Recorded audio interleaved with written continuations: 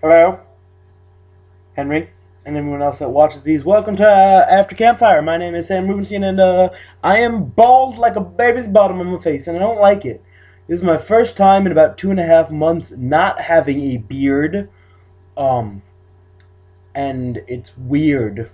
It's cold out because my face doesn't have the hair to keep me warm.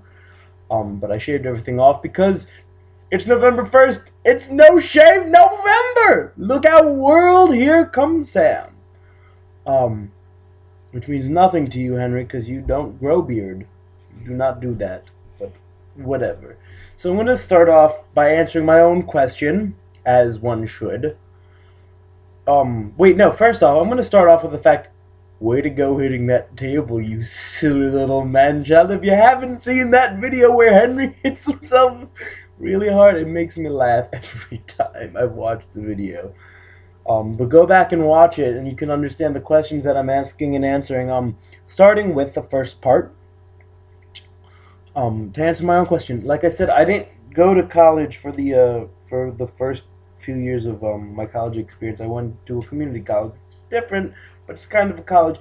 My favorite thing there, the social aspect of it. A lot of people say, "Oh, you can't socialize at a community college," and it's true. It's very hard to do it because a lot of people walk around with their head down. Just, I don't want to be here. I hate my life and everything, and it's bad. Which I think is just a terrible way to go about things. So what I had to do is I found friends, I found clubs and things to like force myself to make sure that I wasn't one of those people walking with my head down like a fool. I would just say hi to random people, and it was great. 'Cause I was just that really creepy dude that would just go, "Hey, how's it going?" to everyone. Conversely, my least favorite thing was I, much like you, Henry, am a nerd.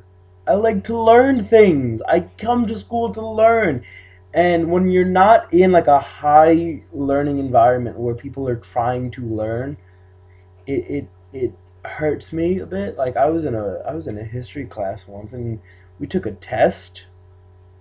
And the test was unbearably easy. It was like early American history, and one of the answers to give you an idea as to how easy it was who was the leader of the tribe that in Virginia? Was it Powhatan, Pocahontas, Sacagawea, Obi-Wan Kenobi?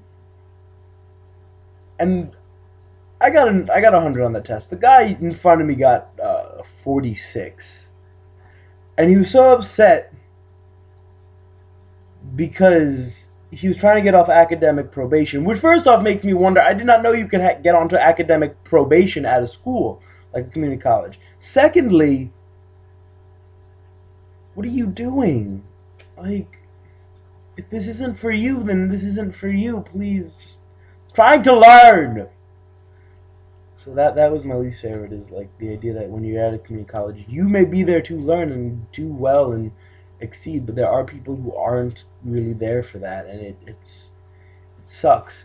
Now for the hardest question, because I'm gonna cheat my way around you right now. 'Cause I'm a bad person. I'm gonna split your question up into three questions. What's my favorite book? I'll answer that in three parts. Part one, my favorite book of poetry, because I love poetry. I'm not including Edgar Allan Poe because he's my favorite author and wins in everything. My favorite book of poetry is by a man named Juan Felipe Herrera, and the book is called Skate Fate. And I wish I had it on me, but I don't, because I left it at home. And it's a really interesting book about a boy who's part of a skating clique, but doesn't skateboard because he's crippled. And it's really just an interesting thing. He the boy got hit by a car and talks about like the boy's life and how it changed after getting hit by a car and all this really interesting stuff. But what I love about it is it's just so technically sound. The poems in there are neat and tight, and then when they don't want to be neat and tight, they're all over the place. And you could read them in like different fashions because he writes like the words going all over the page. And it's just awesome. Yeah. Poetry.